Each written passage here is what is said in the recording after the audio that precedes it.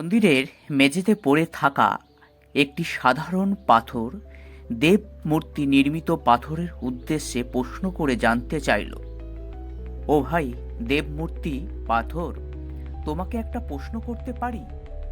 করো।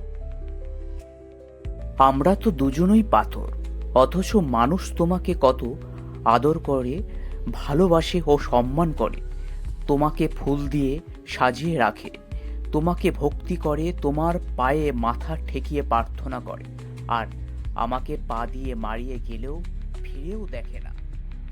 তখন দেবমূর্তি পাথরটি মেঝেতে পড়ে থাকার পাথরের উত্তরে বলল, আজ হয়তো তুমি আমাকে দেখছো, মানুষ ফুল দিচ্ছে, পুজো করছে, ভক্তি করছে, সম্মান করছে, কিন্তু যেদিন আমাকে লোহার যন্ত্র দিয়ে আঘাত করতে করতে রক্তাক্ত করেছিল, সেদিন দেখো, সেদিন সেই কষ্ট সহ্য করা অসম্ভব, যা ভাষায় প্রকাশ করা যায় না।